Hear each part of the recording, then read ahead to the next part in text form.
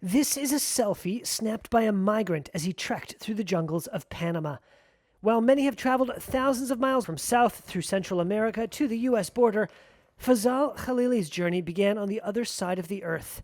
Khalili is from Afghanistan. Determined to leave after the return of the Taliban, the 25-year-old is one of thousands of Afghans who made their way first to Brazil, then north in hopes of reaching the U.S. Images and videos form a visual diary of Khalili's arduous journey through 11 countries by foot, by aircraft, and by boat. Despite the difficulty, Khalili captured happy moments like the sunrise from this speedboat. Nighttime shots show his final approach to the U.S., the slats of the border fence dark against the night sky. After crossing, border agents took the migrants to a detention center, Khalili said, and about 36 hours later, he was released into the United States with a notice to appear in immigration court. This image shows Khalili with his nephew in Houston. Khalili declined to speak to Reuters on camera for this story, but he shared the footage from his trip. More than a year after the chaotic U.S. withdrawal from Kabul, the number of Afghans arriving at the U.S. Mexico border to seek asylum has shot up, with hundreds of people each month risking a human smuggling route that is notorious for kidnapping, robbery, and assault. Even then, it is unclear whether the Afghans can find permanent refuge in the United States. The State Department told Reuters that it has tried to speed up visa processing, though it declined to comment on individual cases. Taliban spokesmen have said in the past that those who leave can come back, but did not respond to requests for comment about the escalating exodus through South America. That exodus brought Jamshid Nabizada and his wife Nahida to Indio, California, where they spoke to Reuters about their journey.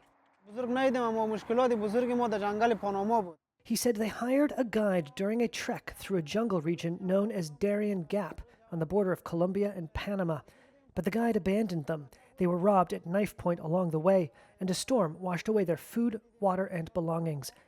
The Panamanian government said, quote, "It provides care to all migrants who enter the country through Darien so that they continue on their way."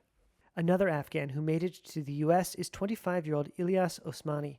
He recalled the rickety ladder that helped him surmount the final barrier between him and America. Yeah, there was fence, and there were the people and put the ladder and the fence. So we climbed on the ladder and came to the land of the U.S. and between the two walls, between the two faces. So we spent a night there, and U.S. police came and the border patrols. They came and gave us some waters and blankets to spend the night there, and tomorrow will talk with us.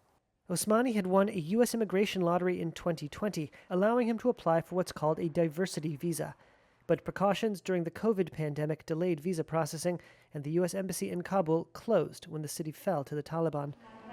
About 88,500 Afghans have been resettled in the United States, with most arriving around the time of the U.S. withdrawal in August 2021, according to the U.S. Department of Homeland Security.